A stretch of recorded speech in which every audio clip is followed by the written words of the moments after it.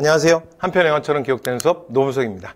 자, 오늘은 고려의 대외관계 그리고 무신정권으로 넘어가도록 하겠습니다. 제가 사실 지난 시간에 여기까지 하려고 했는데 지난 시간에 고려 중기국왕들 이렇게 좀 설명하면서 시간이 좀 갔던 것 같아요. 오늘 그 얘기들이 좀 나올 거거든요. 자, 그러면 대외관계는 좀 빠르게 진행하겠습니다.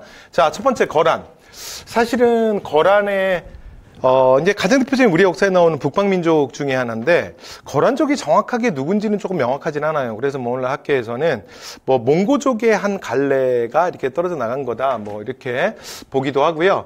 그래서 고대로부터 해서 특히 이제 요 고려 시기에는 가장, 그러니까, 고려 초기에는 예를 들어 만주의 아주 강자였습니다. 그래서 앞에서 말씀드렸던 여진족은 늘 이제 거란족한테 두들겨 맞고 뺏기고 이제 사실은 그런 존재였어요. 그리고 또 거란이 여진을 굉장히 혹독하게 대했었어. 자, 그런데 고려는 초기부터 북진 정책을 했는데, 당시에 딱 옛날 고구려 땅을 갖고 있는 게 거란이잖아요. 지금의 만주 쪽을 갖고 있으니까. 그러니까 북진 정책에 딱 사실은 대치될 수밖에 없죠. 그 다음에 또 거란을, 그러니까 발해를 멸망시킨 정말 무도한 나라다. 그래서 고려 태조가 거란 놈들이랑 놀지 마라. 그래서 아주 강력하게, 그러니까 거란에 대한 강경책을, 그러니까 여러 가지 면에서 훈윤십조나 이런 데서도 얘기하고요. 또 대표적인 사건 중에 하나가 만부교 사건이에요. 만부교 사건은 거란이 고려가 건국되자 처음에 이제 조금 유화 정책으로 나온 거야. 그래서 사신도 보내고 낙타를 선물로 보내요. 그런데 사실은 이제 사신들은 제주도로 유배 보내버리고, 그 다음에 개경에 만부교라는 다리가 있는데 여기에 그러니까 낙타를 다 묶어서 다 그냥 물도 주지 않고 다 그냥 죽여버립니다. 그러니까 거란의 선물에 대해서 확실하게 지금 적대감을 표시한 거죠. 그죠? 자, 그리고 이제 이렇게 아무래도 전쟁의 분위기가 좀 형성되니까 실제로 정종 때는 광군이라는 게 만들어져요. 그래서 광군은 거란의 침략에 대비한 거야. 됐죠? 자, 그래서 요건 우리가 정종 때도 얘기했죠? 그래서 정종은 광을 좋아해. 그래서 광군 그리고 왕위도 광종한테 넘겼다. 이런 얘기했고요. 자, 이런 과정 속에서 결국 1차 침입이 일어나게 됩니다. 자, 여기서 거란 1차 침입인데, 여러분 실제로 국가 공인 한국사 시험들에서는 무조건 1차 침입이 제일 중요합니다. 됐죠? 그래서 이 거란의 침입 자체가 시험에 잘 나오거든요. 근데 그 중에서도 무조건 1차, 2차, 3차 다 중요한데, 그 중에서도 무조건 일단 1차입니다. 자, 1차는 언제냐면 성종 때예요, 성종. 그래서 자, 6대 국왕 성종 기억나시죠? 호학의 군주. 자, 이때 그러니까 거란 입장에서는 사실은 고려가 목표는 아니었고, 이들의 목표는 중국이었어요. 그러니까 대륙으로 가기 위해서, 그러니까 후방에 있는 고려가, 그러니까 예로부터 친송 관계를 맺고 있고, 그 다음에 거란에 대해서는 굉장히 적대감을 표현했기 때문에, 실제로 거란 입장에서는, 그러니까 중국 침략을 위해서는, 그러니까 고려 문제는 일단 그게 전쟁이든 외교든 일단 좀 정리가 필요했어요. 그래서 몇 번이나 관계 개선을 요구했지만 고려 입장에서는 단칼에 거란을 잘랐던 거죠. 거란에 대해서 굉장히 초기부터 적대감을 많이 보여줬다 그랬잖아. 그래서 결국은 소손영이 침공을 해요. 소손영이 대군을 끌고 침략을 합니다. 근데 이때 소손영이 뭐라 그랬냐면, 우리가 100만 대군이다. 그러니까 만약에 우리의 요구를 들어주지 않으면 너희 땅을 다 피로 물들이겠다. 그러면서 뭐라고 얘기하냐면 서경 땅을 내어놓으라야. 그러니까 너희들은 제가 이제 밑에 사료도 넣어놨거든요. 그러니까 너희들은 원래 신라에서 일어난 나라가 아니냐. 근데 고구려 이제 옛 땅은 다 우리 거란의 땅이야. 근데 서경, 평양은 고구려 땅인데 왜 니네가 갖고 있냐. 그러니까 서경 땅을 일단 내놔. 그리고 그 다음 성과의 관계를 끊어라. 그리고 우리한테 4대 예를 갖추어라. 됐죠? 그래서 우리랑 이제 그러니까 우리에게 조공을 바쳐라. 이제 이런 것들을 요구하게 돼요. 됐죠? 그래서 우리랑 잘 지내고 우리에게 조공을 바치고, 자, 그 다음 서경 땅, 평양 땅을 내놓아라. 이렇게 얘기해. 그러면서 대군이 쳐들어온 거야. 그런데 이때 좀 고려가, 그러니까 이제 고려 성종이 굉장히 문치고, 그 다음에 이제 사실은 신라기와 결탁해서 세워진 왕이잖아. 그래서 실제로 업적도 많지만, 사실은 조금 아쉬운 부분도 되게 많아요, 성종이. 근데 당시에 고려, 근데 원래 고려가 그런 나라가 아닌데 그 시기에 왜 그랬는지 모르겠는데, 고려 대신들의 중론은 뭐였냐면, 서경 땅은 그러니까 띄워주자야. 그러니까 우리가 이제 100만 대군이랑 싸울 수는 없잖아. 그쵸? 그런데 의견이 실제로 둘로 나눠지는데, 여러분 이게 어처구니 없는 게 뭐냐면, 그러니까 어떻게 땅을 그냥 저들이 겁박한다고 해서 줄 수 있냐? 결상전이다. 그리고 한쪽에선 아니다. 우리가 우리의 그러니까 어떤 현실적 상황을 고려해야지. 그래서 땅을 주고 그다음에 관계를 개선하는 것이 맞다. 이렇게 대립한 게 아니라 실제로는 그냥 주는 걸로 다 결정이 나요. 근데 한쪽에선 뭐라 그러냐면 처음에 근데 소형 땅을 준다라는 건 전략적으로 좋지 않다는 거지. 그래서 일단 뭐 얘네랑 관계 개선을 하면서 그러니까 석영 땅은 나중에 줘야 된다. 왜냐면 이게 전략적 의미가 있으니까. 그리고 한쪽에서는 그냥 빨리빨리 주자. 뭐 이런 거예요. 그러니까 좀 황당하죠. 자, 근데 이때 서희가 나서요. 그러면서 뭐라 그러냐면 제가 한 번만 싸울 수 있게 해달라. 그래서 저들이 100만이라고 하나 거짓말이라는 거지. 그러니까 거란이 무슨 군대가 100만이 돼. 그리고 저들이 저렇게 말로 우리를 협박하는 것은 사실은 실제로 싸울 의지가 없는 것 아니냐. 그래서 우리가 저들의 저희도 파악하지 못한 상태에서 우리의 고구려의 옛 땅을 그것도 평양같이 중요한 땅을 준다는 건 말이 안 된다. 저한테 한 번만 싸울 수 있게 해달라 그래요. 그래서 처음에는 성종이 그것도 안 된다 그래. 그래서 뭐라 그러냐면 야, 그래서 만약에 진짜면 어떡하려고? 이 땅은 피로 물들인 데잖아. 그래서 안 돼. 이렇게 얘기했다가 서희가 뭐라 그러냐면 그러면 근데 서희가 워낙 말을 잘하거든. 근데 저들이 이번에 석영 땅을 달라 하였는데 석영을 저들이 차지하고 나서 다음에 개경을 달라 하면 그때는 어쩌시렵니까? 그러니까 이제 성종이 당황을 한 거예요. 개경? 개경? 마이호! 그게 여긴 안 되지. 그래서 여긴 안 돼. 그래서 서희가 한 번만 싸울 수 있게 해달라 그래. 그래서 저희가 진짜 의도가 뭐고 저들의 군세가 어쩌한지 일단 정확하게 파악은 해야 되지 않냐. 그래서 성종이 그래? 그럼 딱 한 번만 싸워야 돼. 그래서 서희를 중군사로 임명해서 군대 지휘권을 줍니다. 그래서 서희가 나가서 싸우는 거야. 그런데 서희가 이제 이게 거란의 군세를 파악해 보니 저들이 실제로 100만이라는 건 말이 안 돼. 그런데도 어마어마한 군대야. 그래 보니까 거의 한 30만은 넘을 것 같아. 그래도 엄청난 대군이죠.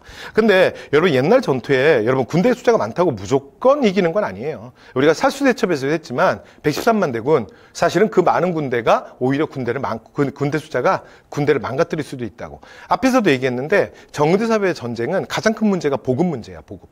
그러니까 군대가 너무 많잖아. 그러면 이게 보급품이 굉장히 힘들어지는 거야. 그리고 저들이 그 국경선을 넘지 않고 바깥에서 협박만 하는 걸로 봐서는 실제로 뭐 그렇게 싸울 의지도 별로 있는 것 같지 않아. 그래서 어떻게 하냐면 서희가 특공대를 조직해서 후방을 먼저 쳐요. 그래서 적의 보급 그러니까 군량미를 먼저 불태워. 그러면서 저들이 장기전에 임할 수 없는 상황을 만든 거야. 그리고선 서희가 자 적장 소손영과 외교 단판을 짓습니다. 여러분 이게 너무나 유명한 그리고 각종 시험에서 많이 나오는 여러분 밑에 제가 사료 넣어놨죠. 서희의 외교 단판이야. 그래서 서희가 소손영이 얘기했던 걸 그대로 반박을 하는 거야. 그러니까 너희들이 우리가 신라에서 일어난 나라라고 얘기했지만 잘못된 거야. 우리의 이름을 봐라. 우리는 고구려를 계승한 나라다. 그러니까 지금 상국, 너희들이 갖고 있는 땅도 사실은 다 옛날 우리 고구려 땅 아니냐. 그러니까 과거의 문제를 논한다면 우리야말로 너희들에게 땅을 달래야 되는데 근데 우리는 과거의 문제를 논해서 너희들과 불편한 관계를 만들고자 하는 것이 아니다. 그런데 과거 문제로 우리한테 고구려 땅을 내놓으라고 하는 것은 사실은 적반하장이지. 이 말이 논리적으로 잘못된 것 아니냐. 그리고 두 번째, 우리가 왜 너희들과 잘 지내지 않겠느냐. 근데 우리의 지금 거란과 고려 사이에 실제로 누가 있었냐면 여진이 있었거든요. 그러니까 가운데 사실은 여진애들이 있어서다. 그래서 우리가 가운데 여진이 껴있으니까 우리가 자주 만나지 못해서 그렇지. 만약에 우리가 국경을 맡았게 됐는다면 우리가 어찌 거란을 적대시하겠는가. 어찌 우리의 관계가 좋아지지 않겠는가. 이렇게 서희가 소손영의 논리를 조목조목 반박을 해요. 근데 소손영이 어떤 사람이냐면 정말 귀염둥이야.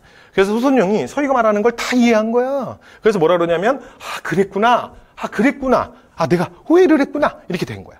그래서 어떻게 하냐면 자 소손영이 고려랑 싸우러 지금 고려를 침공했잖아요. 근데 그 군대로 고려랑 싸운 것이 아니라 그러면 야 이 문제 내가 해결해 줄게. 그럼 그러니까 여기는 고구려 땅이니까 그래 달라 그러는 건 이제 앞으로 그 얘기 안 할게. 그리고 대신에 그 다음에 우리 관계 좋아져야 되는데 가운데 여진이 있지? 이 문제 내가 해결할게. 이렇게 된 거예요. 그러니까 뭐 서희가 뭐 그렇게까지 뭐 굳이 할 필요는 없지. 근데도 아니야.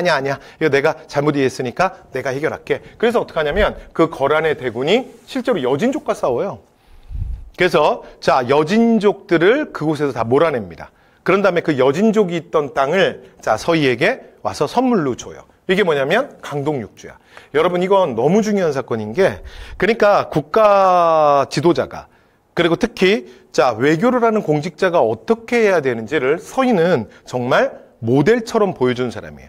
그래서 한국 외교관의 표상입니다. 그래서 나중에 우리가 이런 상황 속에서, 그러니까 금과 송 사이에서 서희가 지금 했던 걸 한번 봐주시고요. 나중에 우리가 안타깝지만 우리 조선 후기에 가면 정묘호란, 병자호란을 할 거야. 그래서 그 명과 청 사이에서 어떻게 하는지 한번 비교해서 한번 보시기 바랍니다. 자, 그렇게 해서 얻게 되는 땅입니다. 여기가 이제 실제로 오늘날 압록강변으로 다시 국경선이 넓어진 거예요. 자, 그래서 요 지역, 요 빨간 거 6개를 우리가 뭐라 그러냐면 강동육주라고 합니다. 됐죠?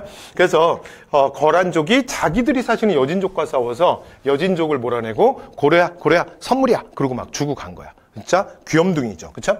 자, 이게 뭐라고요? 이게 거란의 1차 침입입니다. 그렇죠?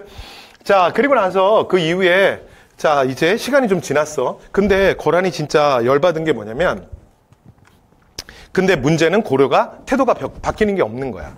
그리고 송나라와도 계속 지금 긴밀한 관계를 맺고 있는 거야. 달라진 게 하나도 없죠. 그렇죠? 그러니까 이제 열받은 거예요. 자, 그런데 요때 무슨 사건이 터지냐면 요거 뒤에서 제가 한다 그랬죠. 강조의 정변. 그러니까 강조가 목종을 정치를 잘 못한다 그래서 목종을 폐위시키고 그다음에 자신이 보호하고 있던 왕족 대량군 순을 왕으로 세워요. 이 사람이 8대 국왕 현종이라 그랬죠. 그래서 자, 이 강조의 정변을 이제 꼬투리로 잡은 거야. 안 그래도 이제 고려의 태도, 고려한테 당한 거잖아. 그치? 그러니까 거란이 열받아 있는 거야. 자, 그래서 너희들이 작은 나라라 군신의 도를 모르는구나. 어찌 신하가 군주를 바꿀 수 있어. 우리가 대국으로서 신하의 도리를 알려주마. 그러면서 이 전쟁은 그 당시에 거란의 가장 전성기가 사실은 거란의 요 나라의 성종이거든요. 이게 성종이 대군을 끌고 직접 그러니까 내려왔던 전투입니다. 자, 그리고 이때 자, 개경이 함락당해요. 그러니까 현종은 아까 말씀드린 것처럼 요 악강리에서 말씀드렸던 것처럼 왕이 되자마자 거란족이 침입을 받으면서 개경이 함락됐다 그랬죠. 그리고 여러분이 개경 함락된 거 노트장 하나만 찍어 주세요. 그러니까 그 고려시대 대외관계 이민족과 향쟁이 시험에 정말 많이 나오거든요. 그래서 10세기, 11세기 거란, 12세기 여진, 13세기 몽골, 그리고 그 이후에 원간석기랑 그 다음에 마지막 홍건적과 왜구 요거 있죠? 요거 시험에 되게 요 주제 굉장히 잘 나와요. 그러니까 한능검에서 거의 무조건 냅니다. 자, 무조건 내는데, 그런데 이 고려시대 이민족과의 항쟁에서 공교롭게 그러니까 항상 2차 때 개경이 무너집니다. 언제? 2차 때. 됐죠? 그래서 2차 때 개경이 무너진다는 거 요거 하나 기억해 주시면 나중에 써먹을 때 있을 것 같아요. 그래서 거란의 1차, 2차, 3차 중에 개경이 무너지는 건 언제야? 2차. 몽골의 1차, 2차, 3차, 4차, 5차, 6차 중에 개경을 내주고 강화도로 들어가는 게 언제야? 2차. 공민왕 때 홍건적의 1차 침입, 2차 침입 중에 개경이 무너지고 자, 공민왕이 안동으로 피난 가거든요. 그래서 개경이 무너졌던 게 언제야? 2차. 그래서 공교롭게 고려시대는 전부 2차입니다. 됐죠? 자, 그런데 이 양쪽을 당대 최고의 무인이었던 강조와 그 다음에 양규가 지켜요. 그런데 강조의 부대가 실제로 보통 우리가 북방민족들이 유목민들이 쳐들어오면 우리는 공성전을 하잖아. 성 안에서 지키고. 왜냐면 바깥으로 나가면 이 말탄 기마족들이라 우리가 사실 상당히 어렵거든. 근데 강조가 뭐 당대 최고의 무인이긴 했지만 그 왜 그랬는지 모르겠는데 진짜 군대를 끌고 나가서 대회전을 해요. 그리고 결국은 패하고 본인도 잡혀요. 그랬더니 성종이 뭐라 그러냐면 그러니까 정말 진짜 범인을 잡은 거잖아. 사실 강조 때문에 온 거 아니에요? 그러니까 만약에 네가 나를 주군으로 섬기기로 한다면 내가 네 목숨만은 살려주마. 그랬더니 강조가 이제 포로가 된 거죠. 패해서. 근데 강조가 뭐라 그러냐면 내가 고려 사람인데 어찌 거란인 자를 왕으로 칭할 수 있겠느냐. 그러니까 시끄러우니까 빨리 목이나 베라. 그러고서는 강조는 그렇게 죽어요. 자, 그런데 한쪽을 방어하던 양규 부대는 끝까지 무너지지 않습니다.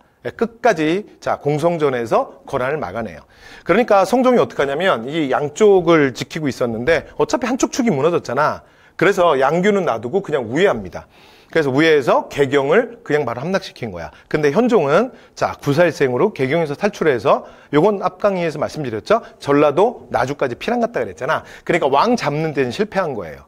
자, 그러자 이게 성종 입장에서는 아깝지만 근데 그걸 잡으러 밑으로 계속 내려가기에는 부담스러운 거야.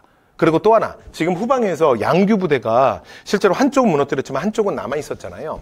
그러니까 이게 후방이 차단될 우려가 있고 이건 황제가 친정을 한 전쟁이잖아. 그래서 고려가 강화를 맺고 이제 강화를 요청합니다. 그러니까 앞으로 우리가 잘할 테니까 그만합시다. 그리고 거란 요 입장에서도 나름 이제 전쟁을 끝날 나름의 명분이 됐잖아요. 그러니까 이제 뭐라 그러냐면, 야, 니네 고려국왕 개경에 돌아오면 정리정돈을 한 다음에 친조. 여러분 친조가 뭐냐면 그러니까 국왕이 황제를 보러 와서 아련하는 거, 직접 아련하는 거. 그러니까 직접 와서 인사드리는 걸 친조라 그래요. 야, 그리고 앞으로 그러니까 송과의 관계 끊고 우리 거란한테 잘하고 그리고 고려왕은 친조해라.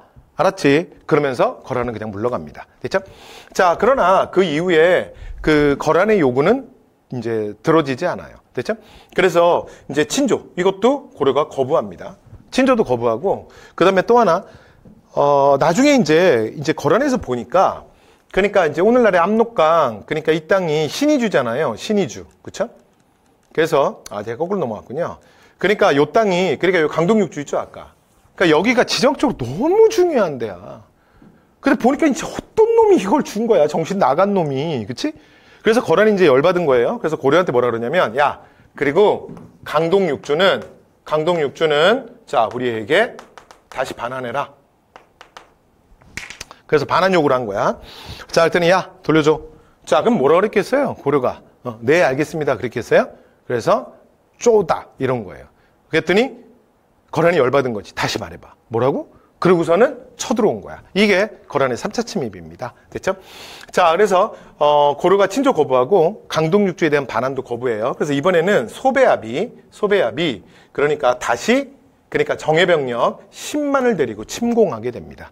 자, 이때는 강감찬에 의해서 여러분들이 이게 어릴 때부터 많이 들어봤던 강감찬에 그러니까 우리나라 역사상 보통 3대 대첩이라고 하죠. 그래서 자, 귀주 그러니까 구주에서 진짜 청천강 물에서 아주 거란의 정예병력 10만을 이제 거의 뭐 전멸시킵니다. 그래서 살아 돌아간 자가 뭐 수천이 채 안 됐다 그래요. 자, 이게 그 유명한 귀주대첩입니다. 자, 이게 뭐야? 거란의 3차 침입. 그래서 거란 침입 1, 2, 3. 자, 결론은 뭐다? 다 막아냈다. 1차만 성종, 2차, 3차는 자, 현종. 됐죠? 자, 결과입니다. 그래서 거란이 원래 고려 문제를 해결하고 대륙으로 가려고 했는데 이 문제가 해결이 안 되잖아. 그렇다 보니까 글로도 못 가요. 그래서 동북아시아 세 나라의 힘의 균형이 이루어집니다. 됐죠? 자, 그리고 그 다음 거란과 친선 관계를 맺고요. 자, 그 다음에 이제 거란의 2차 침입처럼 이렇게 개경이 또 무너지면 안 되잖아요. 그래서 강감찬의 건의에 따라서 개경을 방어하는 방어성을 만들어요. 이걸 나성이라고 합니다. 나성은 뭐냐면 어떤 도시를 방어하기 위해서 그 주변을 이렇게 감싸서 성을 쌓는 걸 나성이라고 불러요. 그래서 개경 나성 쌓고요. 그 다음에 천리장성, 자, 국경지대에는 천리장성을 축조합니다. 물론 나성은 현종 때 완성되고요. 그 다음에 천리장성은 워낙 이게 라인이 기니까 덕종에서 정종까지 쌓습니다. 그래서 아까 좀 전에 여러분 지도 보시면 자, 요 라인이죠. 이게 천리장성 라인입니다. 그래서 우리가 보통 뭐라 그러냐면 압록강에서 도련포, 압록강에서 도련포. 그래서 자, 성종기를 거치면서 이제 어떻게 되는 거야? 우리 국경이 다시 압록강까지 이르게 된 거예요.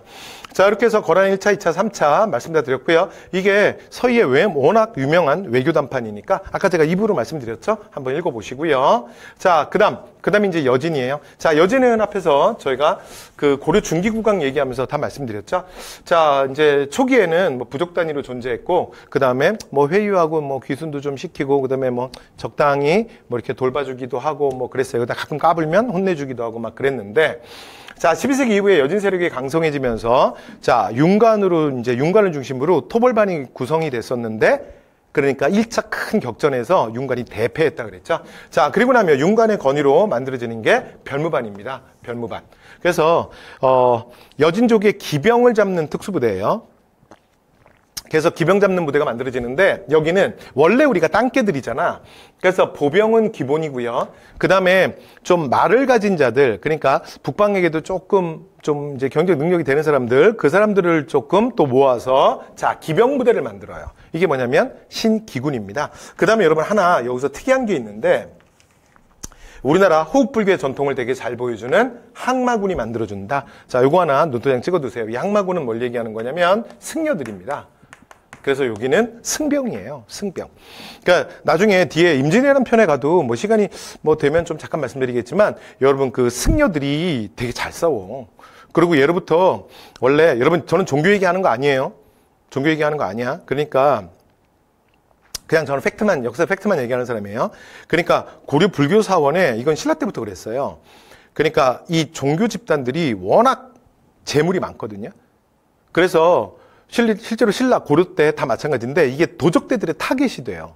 그러니까 이제 이 사원의 재산을 지키기 위해서 실제로 그러니까 군대가 양성이 됩니다. 됐죠? 근데 그 수준이 무슨 뭐 이렇게 뭐 권법승 뭐 이런 사람들 몇 명 있잖아. 뭐 그런 수준이 아니라 정말 수백에서 수천에 이를 정도로 완전히 군사 조직이 이루어져요.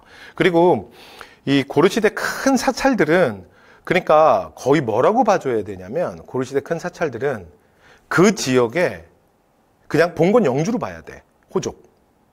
그러니까 뭐 예를 들어 지역에 큰 어떤 무슨 뭐 화엄사다 무슨 뭐 이런 큰 사찰들이 있잖아요. 그러면 그 지역에 예를 들어 뭐 치안도 좀 담당을 일부 관여도 하고요. 그 다음에 뭐 도적대를 잡기도 하고 그 다음에 정부와 여러 가지 협력도 하고 뭐 이제 이런 관계를 가지고 있었던 게 사실은 또 사찰들이었어요. 그래서 고려시대는 이런 것들 아예 승병을 조직적으로 이제 이렇게 만들기도 합니다. 그리고 임진왜란 때도 보면 이 군사 조직이라는 게 이 농민들이 원래 농사 짓다가 이렇게 모아놓으면 이게 군대가 되겠어요. 왜냐하면 군대의 가장 기본은 호흡인데 함께 생활하고 함께 모든 걸 맞추고. 근데 늘 기본적인 단체 생활이 돼 있는 집단 중에 하나가 승려잖아. 그러니까 승려들은 사실은 군사 조직으로 전환되기에 가장 빠른 시간에 전환될 수 있는 뭐 그런 조직이기도 합니다. 그리고 이건 우리나라만이 아니고요. 중국도 그랬고 일본도 그랬습니다. 자, 어쨌든 그래서 이제 숙종 때 별무반 얘기 잠깐 했고요. 예종입니다. 자, 예종은 이제 별무반을 거느리고 요거 이제 구별해 달라 그랬죠. 동북구성을 쌓는 게 예종 때예요. 근데 안타깝게 뭐 여진족이 여기를 계속 공격하고 그다음 앞으로 조공 잘 바치겠다고 또 그러니까 1년 만에 반환합니다. 자, 근데 이후에 사실은 여진이 더 강성해져서 거란을 멸망시키고 그러니까 여진이 진짜 무서운 애들이죠. 그렇지? 그래서 사실은 거란이라든가 중국 애들이 여진을 더 많이 경계해요. 혹시 여러분 이런 얘기 들어보셨어요? 이게 중국의 한 역사서에 전하는 얘기인데 얼마 전에 그 넷플릭스의 영화에서 한번 나오는 바람에 다시 또 보니까 뭐 인터넷상으로도 많이 회자가 되더라고. 그래서 여진이 1만이 모이면 천하가 위태로워진다라는 얘기. 이게 원래 중국의 역사서에 나오는 얘기예요.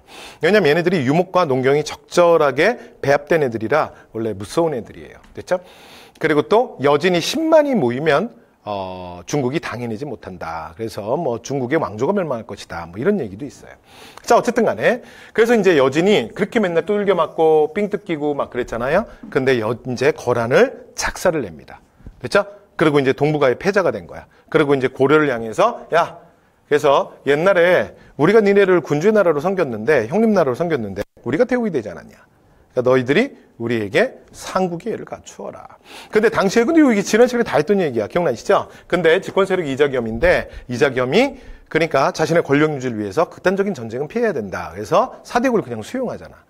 그래서 이제 어떻게 되냐면 이제 고려한테는 이게 어느 정도 이자겸 정권 유지에는 도움이 됐겠지만 근데 충격적인 사건이죠. 그리고 이거에 고구려계가 집단적 반발을 해. 기억나시죠? 그래서 고구려계가 집단적 반발을 하는데 이게 바로 뭐다? 1135년 묘청의 성경천도 운동이다라고 지난 시간에 말씀드렸죠. 자, 이렇게 해서 이제 여진족과의 항쟁까지 말씀 다 드렸습니다. 자, 말씀 다 드렸고요. 자, 그다음에 나머지는 뭐 사료들은 여러분들이 한번 보시면 될 것 같고 자, 뒤로 넘어가서 대표 기출 문제 한번 풀어볼까요? 자, 갑니다. 2번. 가와 나 사이에 있었던 사실로 옳은 것이냐? 됐죠? 자, 왕이 서경에서 됐죠? 서경에서 머물렀는데 그런데 거란의 소손용이 봉상군을 공격해서 파괴하고 더 나가지 못했는데 서희를 보내 화의를 요청하니 끝났다. 자, 요 키워드 봤더니 지금 뭐에 대한 얘기예요? 거란, 서희. 그러면 뭐야? 거란의 1차 침입. 자, 그 다음에 두 번째, 강감찬. 강감찬에서 끝났네. 자, 그럼 뭐예요? 거란의 3차 침입. 됐죠? 자, 1차 침입, 3차 침입. 그런데 그 사이에 있었던 일이에요. 자, 사신 저고요. 요건 이제 뒤에 가서 바로 할 건데, 사신 저고요는 요건 이제 몽골 사신이에요. 그러니까 몽골과 관련된 얘기고요. 자, 화통도감이 설치돼서 화통도감으로 화포, 그러니까 이때는 실제 화포 중에 뭐 총은 아니고요. 대포도 아니고 실제로 화통이라 그래서 통에다가 이제 화약을 담아서 던지는 건데 실제로는 이런 화통도감이 설치돼서 자, 일본을 박살냈던 됐죠? 그러니까 이거는 외국 역태예요. 우왕 때. 됐죠? 자, 그다음에 강조의 정변. 강조의 정변. 목종을 폐위시켰다. 이거 좀 전에 제가 자세히 말씀드렸죠? 여기 몇 차라고요? 이게 2차 침입의 빌미가 되잖아. 이게 정답이네. 됐죠? 그 다음에 나세 심덕부 등이 진포에서 이거는 이제 마지막 외국 역태. 그래서 우왕 때 그리고 우왕 때입니다. 그리고 공주명학소에서 망이망소위에 난 요거는 무신직권기죠. 그렇죠? 그리고 망이망소위에 나는 공주명학소에서 정중부 직권기에 일어나게 됩니다. 자, 이렇게 해서 정답 3번이었습니다. 자, 이렇게 다 했고요. 자, 그다음 우리 무신정변으로 들어가도록 하겠습니다. 자, 그다음 이제 20번째 주제 무신정변 그리고 몽골과의 항쟁입니다. 자, 무신정변 좀 할게요. 자, 여러분 무신정변은 위에 쭉 서 있는데 여러분 그냥 요 직권자 이름만 한번 보고 가시죠. 그래서 정경희 최채, 정중부 경대성 이민, 최충원, 최후 이렇게 되는 거예요. 그렇죠? 그리고 이제 사건의 발단이 이렇게 돼요. 그러니까 앞에서 문무교사회 모순이 표출했던 그러니까 사실은 굉장히 불쌍한 왕이 인종이죠. 인종. 그죠? 이제 묘청에 난 이후에 사실 실제로 뭐 인종 그렇게 뭐 오래 살지 못해요. 뭐 좀 이따 죽어요. 자, 그리고 그의 큰아들이 왕위에 오르는데 자, 이 사람이 문제의 의종이에요. 의종. 됐죠? 그 인종의 아들 의종. 근데 의종이 어떤 사람이냐면 기본적으로 왕 되면 안 되는 사람이야. 그러니까 저 사람은 문제가 뭐냐면 여러분 왕의 굉장히 그 왕이 갖지 말아야 될 여러 가지 이제 나쁜 점, 갖지 말아야 될 것들 뭐 이런 게 있을 수 있잖아. 그런데 그 중에 가장 1등은 그러니까 절대 갖지 말아야 될 건 뭐냐면 사치예요. 그런데 나중에 우리 조선시대 가서도 얘기하겠지만 여러분 조선의 최악의 군주 27명 중에 최악의 군주 얘기할 때 우리가 이제 연산군 얘기를 많이 하는데 여러분 연산군도 뭐 폭군이고 잔인하고 뭐 이런 거를 또는 소통을 거부하고 뭐 이런 걸 다 떠나서 연산군의 최악은 뭐였냐면 사실은 사치였어요. 그래서 실제로 중종만종으로 연산군을 쫓아내고 나서도 사실은 조선은 그러니까 굉장히 오랜 시간 동안 그 후유증을 알아요. 왜냐하면 국가재정이 진짜 파탄에 이르거든. 근데 의종이 어떤 인간이냐면 너무 사치스러워. 그리고 노는 거 너무 좋아해요. 그래서 이제 대표적으로 우리가 향락 정치의 대표라고 얘기해. 매일 술 처먹고 놀고. 됐죠? 그러면서 이제 실제로 나중에 이제 뭐 그래도 왕자였을 때는 아버지가 뭐 인종이 그런 사람이 아니기 때문에 인종한테 많이 찍혀가지고 한번 잘릴 뻔도 하거든요. 그런데 이제는 자기가 왕 되고 나니까 진짜 뭐 눈치 볼 것도 없는 거야. 그러니까 진짜 뭐 마음껏 노는 거죠. 근데 우리가 여러분 이걸 그 육체적 쾌락의 영리라 그러는데 이 육체적 쾌락은 사실 계속 내가 뭐 즐겁고 재밌다라고 느끼려면 사실은 강도를 계속 세게 해줘야 돼요. 그러니까 예를 들어 뭐 술도 이게 좀 계속 먹다 보면 그러니까 술 양이 계속 늘어나는 게 혹시 여러분들 그런 분 있어요? 그러니까 술 양이 계속 늘어나는 게 그러니까 똑같은 양 마셔서 좀 덜 재밌거든. 그러니까 이게 계속 세지는 거야. 그다음에 요즘에 뭐 신문이나 이런 데 많이 나오는 뭐 마약 같은 것도 손대면 뭐 저도 안 해봐서 모르겠지만 점점 육체적 쾌락은 강도를 높여줘야 돼요. 그러니까 맨날 뭐 그냥 술 먹고 노는데 마음껏 뭐 누구 눈치를 봐. 그게 나중에 이제 심심하니까 어떡하냐면 원정 다녀요. 그래서 그 무신정변 1170년 정중부에 우리가 무신정변 얘기할 때 이게 보현원이라는 데서 터지는데 그 보현원이 어디냐면 의종이 놀다가 이제 궁궐에서 노는 게 심심하니까 이제 바깥에 원정 다녀요. 놀러. 근데 그 중에 보현원은 자기가 놀기 위해서 만든 뭐 스페셜 별궁 같은 거야. 됐죠? 그래서 이제 거기서 술 먹고 놀다가 그 수바키, 그러니까 무인들을 수바키 시켜놓고 막 깔깔대고 구경하고 막 그러다가 사실은 사단이 나요. 그래서 아주 젊은 한내라고 하는 내시가 환관이 그러니까 50대 중반에 그 사실은 무인을 그러니까 모욕하면서 뺨을 때려서 수바키 대회장 밑으로 떨어뜨리는 사건이 일어나고 이러면서 이제 무인들이 눈이 뒤집어지게 되는 거야. 그래서 실제로 이제 초기에 이걸 주도했던 건 이의방입니다. 그래서 여러분 교재에 보면 정중부 이의방이라고 나오죠. 그러니까 이의방은 당시에 굉장히 젊은 장수였어요. 그러니까 30대 중반의 젊은 장수인데 이 사람이 그러니까 당대 최고의 무인이었던 것 같아요. 그래서 뭐 이제 기록에 의하면 그래서 어디까지 올라간 거냐면 그러니까 의종이, 그러니까 외부로도 막 술 먹으러 나가고 막 그러다 보니까 자신의 호위 부대, 그러니까 친위대를 하나 더 만들어요. 그걸 이제 당시에 견룡군이라고 불렀는데, 견룡군의 책임자야. 그래서 견룡행수. 당대 최고. 그러니까 오늘날 우리 편으로 하면 대통령 경호실장이에요. 됐죠? 당대 최고의 무인으로서 30대 중반에 정말, 진짜 고속 승진을 한 거죠. 자, 그래서 실제로 초기에는 이방 이고와 같은 젊은 장수들이 보현원에서 정변을 주도해요. 그러니까 정변이 익히기 전에 당시에 정중부가 응양군의 상장군이자 중방회의, 그러니까 2군6기 상장군 대장군만 모인, 그러니까 무인 합자회의거든요. 그 합자회의의 의장이야. 그러니까 응양군의 상장군이자 중방회의의 의장이자 당시의 병부상서, 병권의 책임자였어요. 그러니까 두 젊은 장수가 사실은 보현원에서 그 사단이 있던 날 밤에 정중부를 찾아간 거지. 그래서 이제 얘기하는 거야. 장군, 우리가 어찌 사람이냐. 개 돼지지. 그리고 집에서 개를 키워도 개한테도 이렇게는 안 한다. 그래서 이렇게 살아서 뭐하냐. 그래서 우리 그냥 다 죽여버리자. 근데 뭐 정중부가 보니까 정중부라고 왜 그날 눈이 안 뒤집혔겠어요. 그리고 뭐 이런 일이 한두 개였겠어요. 그동안 이 무인들이 차별받고 멸시받았던 게. 그러니까 이제 그런 과정 속에서 이 무인들의 불만이 폭발하게 돼요. 그래서 정중부가 이걸 허락합니다. 그래서 이제 이방 이고와 같은 이 젊은 장수들을 중심으로 해서, 그러니까 그 보현원에서 낮에 깔깔대고 웃고 뭐 수바퀴를 보고 막 그랬던 사람들은 진짜 싸그리 다 죽여요. 아까 문제가 됐던 한내라고 하는 내시는, 환가는 진짜 의종이 보는 앞에서 목을 베버립니다. 그렇죠? 그리고 이제 의종을 유폐시키고 명종, 그의 사촌 동생 명종이라는 새 왕을 왕위에 앉혀요. 그렇죠? 자, 그러나 이 둘은 오래가지 못합니다. 왜냐면 둘은 사실은 되게 불편한 관계지. 그러니까 이방 이고 같은 젊은 장수들은 뭐라고 생각했냐면, 그러니까 혁명을 주도하고 손에 피 묻히고 들어온 일은 우리가 다 한 거야.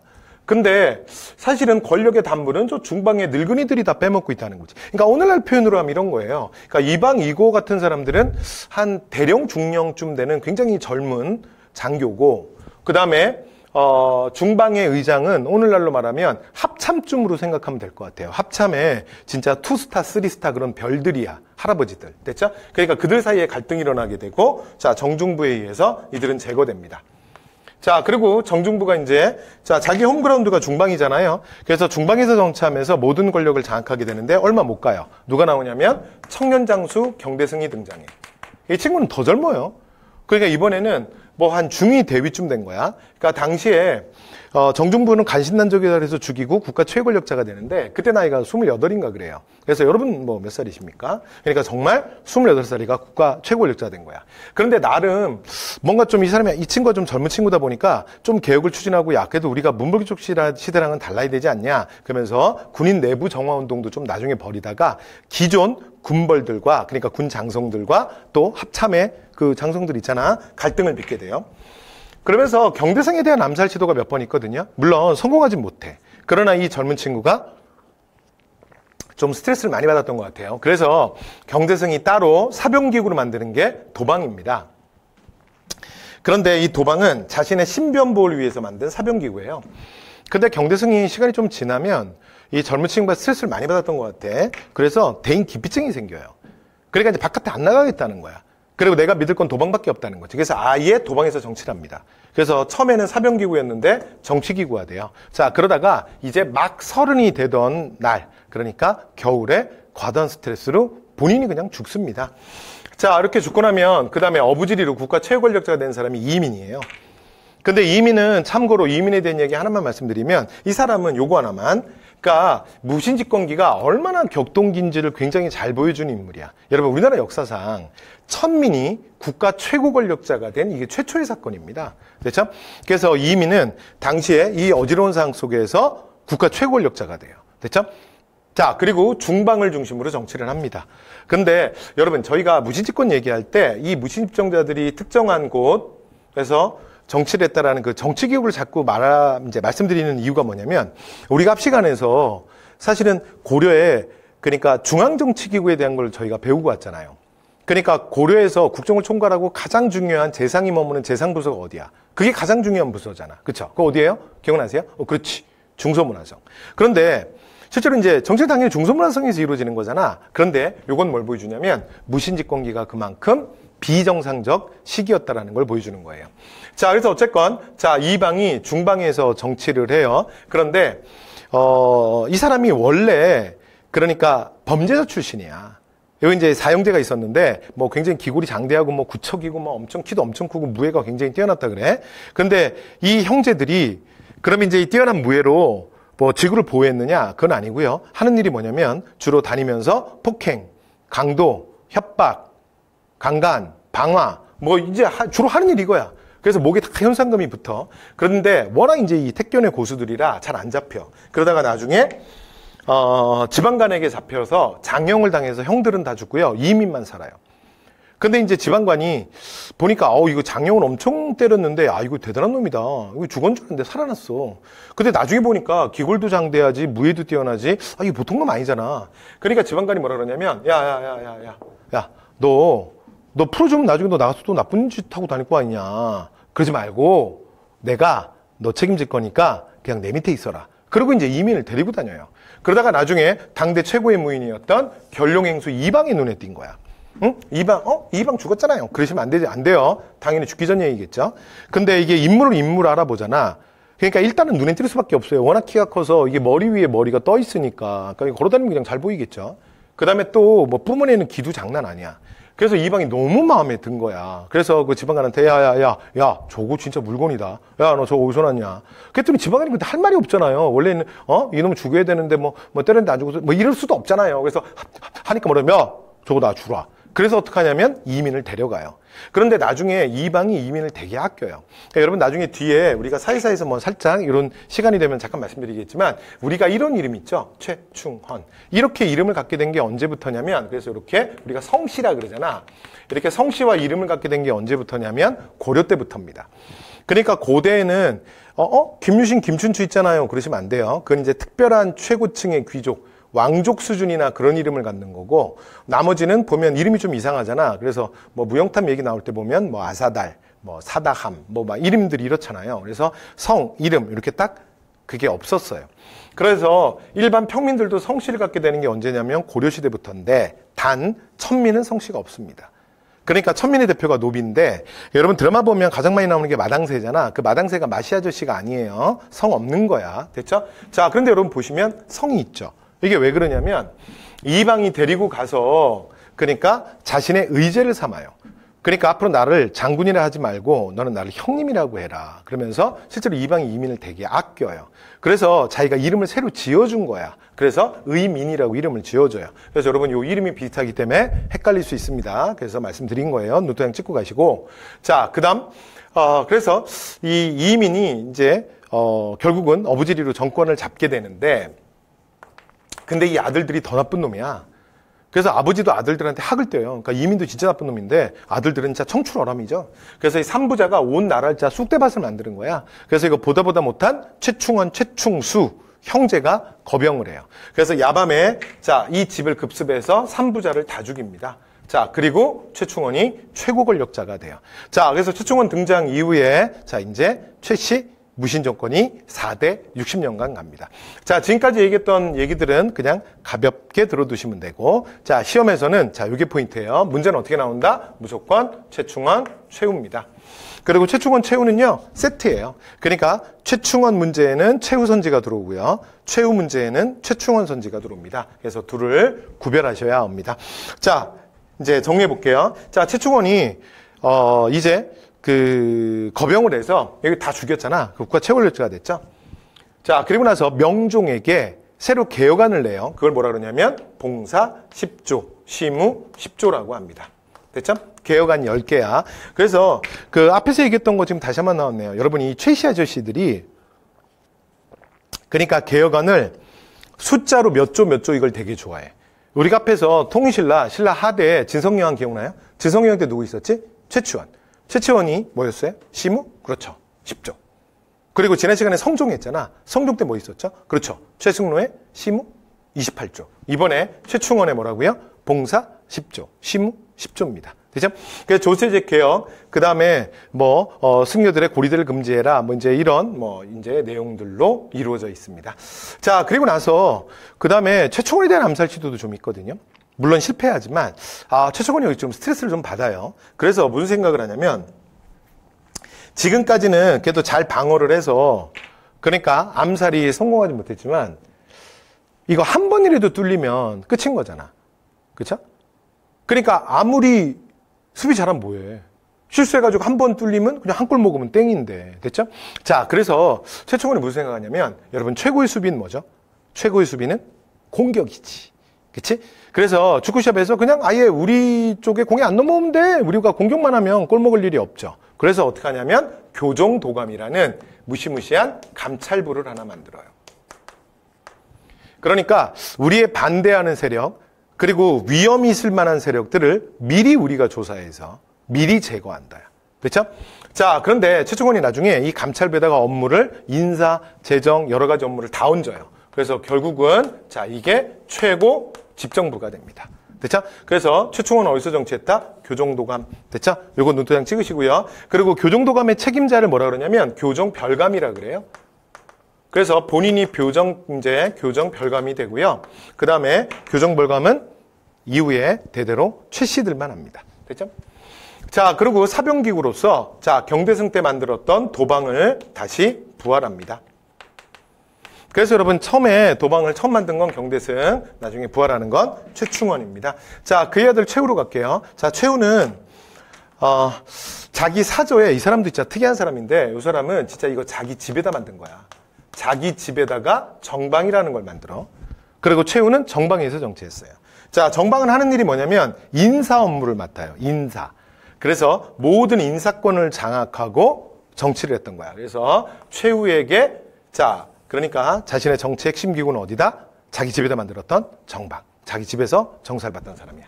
자, 그리고 최우가 또 추가로 하나 더 만드는데 이건 서방입니다. 서방은 뭐냐면 문신 수기 기구예요. 그러니까 자기가 여러 가지 장계를 보다가 또는 여러 가지 문서들을 보다가 자기가 좀 이해 못하는데 자기가 결제를 하고 결정을 해줘야 될 것들이 있잖아. 그래서 이걸 좀 물어보려고 그러면 이것들이 맨날 퇴근하는 거야. 여러분도 공부할 때 낮에 주변에 사람 많으면 별로 그러다가 혼자 밤에 공부하면 자꾸 궁금한 거 생기고 그러잖아. 그렇죠? 네, 그러면 여러분 저희 카페에 올리시면 됩니다. 됐죠? 자, 그래서 어쨌건 자, 그래서 이제 서방이라는 걸 만들어. 그래서 어떻게 하냐면 야, 너네 퇴근하지 마. 그래서 이게 뭐냐면 문신 수기 기구예요. 됐죠? 그래서 아예 그냥 잠도 자고 그래서 계속 로테이션으로 근무를 시키는 거야. 그래서 오늘날 우리 편으로 하면 24시간 그러니까 Q&A 센터야. 됐죠? 자, 그래서 이제 고문 그래서 자문에 대비하는 기구로 자, 문신들을 모아놓은 서방이라는 기구를 만들어. 자, 그리고 또 하나 자, 최우는 자신의 사병기구를 하나 더 만들거든요. 그게 이름이 뭐냐면 삼별초입니다. 여러분 삼별초는 중요해요. 나중에 대몽항쟁 때도 이거 되게 중요하지. 끝까지. 그러니까 개기환도 거부하고 끝까지 저항하는 게 삼별초잖아. 그쵸? 그래서 또 한 번 우리가 하게 될 거예요. 자, 그래서 삼별초. 그래서 원래 삼별초는 치안을 그러니까 치안이 요즘에 좀 안 좋다. 그래서 자꾸 밤에 도둑놈들이 있네. 요걸 지켜야 된다. 그래서 원래는 야별초라는 걸 만들어요. 밤을 지키는 부대. 됐죠? 자, 그래서 밤을 지키는 부대를 만들었다가 나중에 요게 숫자가 많아지니까 좌별초, 우별초 그리고 또 대몽항쟁 기간에 몽고에서 잡혔다가 이제 풀려난 포로들 요걸 모아서 군대가 하나, 둘, 셋. 그래서 삼별초가 되는 거예요. 됐죠? 자, 다시 한번 할게요. 최충원 때는 뭐라고요? 도방. 그 다음에 최우 때는 뭐라고요? 삼별초. 눈도장 찍으셔야 됩니다. 자, 그리고 바로 요때가 뭐 할 때냐면 자, 강화천도하고 대몽항쟁 하는 거야. 됐죠? 그리고 이제 실제로는 강화도로 천도하고 몽골이랑 싸운 건 아니고요. 강화도에 들어가서 그냥 계속 버티는 거야. 좀 안타깝긴 한데 그러고서는 이게 또 무인들답지 않죠. 그래서 부처임으로 자, 몽골 물리치겠다. 그래서 8만 대장경을 만듭니다. 됐죠? 자, 이게 언제라고요? 최후예요. 자, 이렇게 해서 자, 무신집정자 가장 중요한 얘기 말씀 다 드렸습니다. 말씀 다 드렸네요. 자, 말씀 다 드렸고요. 자, 그다음 나머지 이제 직공기에 있던 얘기들은 거기 보시면 되고요. 자, 그다음에 이제 본문 보면 제가 이거 다 말씀드린 거예요. 그래서 봉사십조, 토지견병이나 조세제 케어, 이런 것들을 얘기했다. 근데 실제로 지켜지지 않고요. 교정도감은 그러니까 최충원에게 가장 핵심 기구. 됐죠? 그 다음에 교정불감은 최시에서만 하고요. 그 다음에 자 경두성이 원래 만들었던 도방을 다시 부활해서 사병화합니다. 됐죠? 그 다음에 최충원의 봉사 10조 한번 읽어보시고, 근데 여기 키워드는 뭐냐면 내가 누굴 죽였다? 이민을 죽였다. 됐죠? 그러면서 전하. 그래서 앞으로 이제 다시 좋은 정치를 펼치셔야 하니 제가 개혁안을 말씀드리겠습니다. 그리고 10개를 얘기하는 게 봉사 10조예요. 됐죠? 그래서 봉사 10조의 서문격에 해당합니다. 자, 그리고 나서 최후. 자, 최후는 정방, 서방 말씀드렸죠? 그리고 삼별초. 자, 아까 말씀드린 원래는 그 야별초에서 시작되는데, 근데 이게 부대가 많아지니까 좌별초와 우별초, 그리고 몽고와 싸우다가 포로로 잡혔다가 돌아온 사람들을 중심으로 신의군을 만들게 됩니다. 그래서 가장 대표적인 무신여권의 군사적 기반이고 몽골에 맞서서 가장 결사항전했고요. 당시 사실은 그 최씨 무신 집권기에는 사실은 이 삼별초가 당시에 군인 조직에서는 가장 엘리트 군인들이었어요. 그리고 이 여기서 말하는 엘리트는 대신에 이제 오해하시면 안 되는 게 가장 전투력이 좋았다고. 그리고 이 야별초가, 이 삼별초가 굉장히 셌던 이유가 뭐냐면, 이 무인들은 기본적으로 어떤 특징이 있냐면, 특히 최후 시기에 보면 이 문신들도 많이 등용을 하거든요. 최충원 최후 시기에 그래요. 그래서 요거 아까 하나만 더 말씀드릴까요? 여러분, 최충원이 옆에 한 명 승려를 데리고 다니거든요. 그게 누구냐면 진울입니다. 진울. 시당결사했던 교종계 사찰과 갈등이 생기면서 최충원이 진울을 밀어요. 그래서 진울의 신앙결사 운동이 조계종이 되는 거야. 그리고 반대쪽에는 누가 있냐면 유학자가 한 명 있거든. 요 유학자는 동묘항편, 동국 이상국집의 이규보입니다. 됐죠? 그래서 한쪽에는 유학자, 한쪽에는 승려를 데리고 다닌다. 됐죠? 시간선 하나 말씀드렸고요.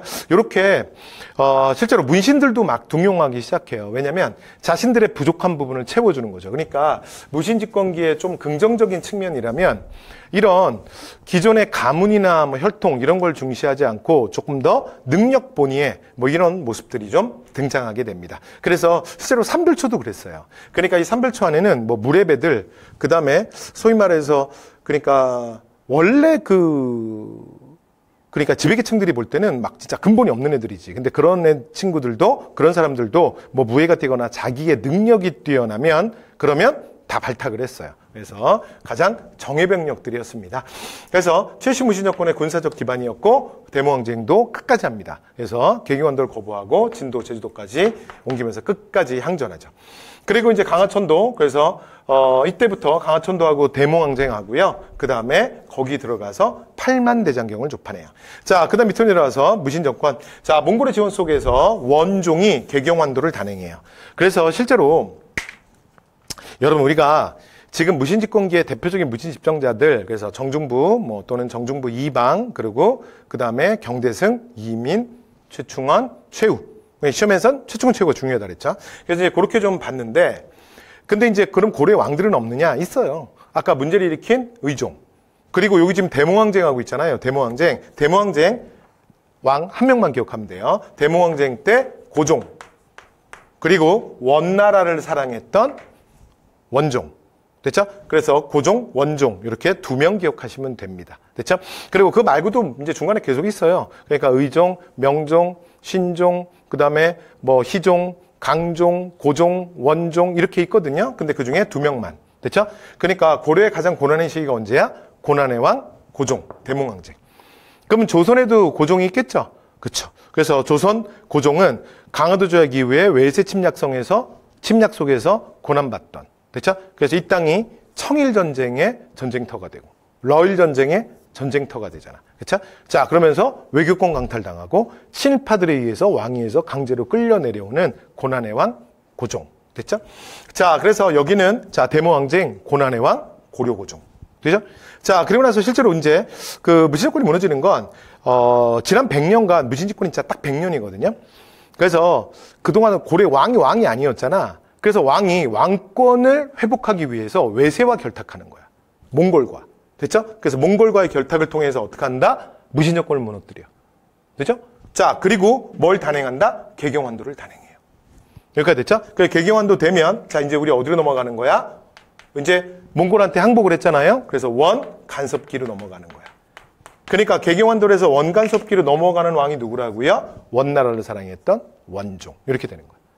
그리고 그 원종의 이제 바로 밑에 아들. 됐죠? 그래서 큰아들. 그러면서 태자였다가 왕이 되는 사람이 충렬왕이에요. 원간섭기의 본격적 시작이죠. 되죠? 자, 그러면서, 자, 이 고려 왕실이 외세와 결탁해서 내부의 무신정권을 무너뜨리는 겁니다. 됐죠? 자, 그 다음 마지막 얘기네요. 자, 무신집권기에, 사회적 동요 좀 보고 갈게요. 자, 반무신정변인데, 동북병마사 김부당의 난, 의종 보기를 꾀했고요. 그 다음에 석용유수 조이총의 난. 됐죠? 자, 그 다음에 공주명확소. 이거는 우리가 사회사에 가서 할 건데, 천대받던 특수행정구역이에요.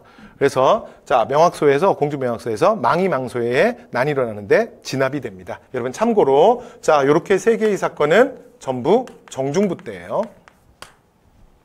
그 다음에 김삼이 요심에 나는 운문과 초전, 경상도 운문과 초전에서 일어나는데 신라붕 운동이야. 됐죠? 요거는 농민반란이고요. 자, 요거는 언제냐면 이의민 집권 시기예요. 자, 그 다음 만적의 난. 요 만적의 난 중요하거든요. 요 만적의 난은 이 만적의 난은 물론 이제 요거 이제 대표적으로 요 사건들 중요한데 이 만적의 난은 최충원집 산호야. 근데 이 사람이 이 반란을 도모하는데 실제로 이제 반란이 일어나진 않아요. 사전에 발각돼서 실패하긴 하는데 이때 말했던 게 뭐냐면 경계 이래로 천혜에서 많은 재상들이 나왔다. 그러니까 대표적으로 이민 같은 인물들 있잖아. 그죠? 왕우장성 씨가 따로 있냐? 우리도 때가 오면 다 누구나 할 수 있는 것이다. 이러면서 자, 노비 없는 세상을 우리 주인들 다 죽이고 사만에서 노비 없는 세상을 만들자. 그리고 들고 일어나려고 했던 거예요. 그래서 우리나라 역사상 최초의 신분해방 운동이다라고 불리우기도 합니다. 그죠? 자, 이렇게 해서 자, 만적의 난까지 자, 그래서 망이망소의 난, 자, 만적의 난까지 말씀드렸습니다. 자, 그리고 이제 몽골의 침입, 그리고 몽골과의 항쟁, 자, 그리고 이제 원간섭기로 가야 되는데 자, 그 이야기는 다음 강의에서 이어가도록 하겠습니다. 자, 이번 강의는 여기까지 하겠습니다. 여러분 수고 많으셨습니다.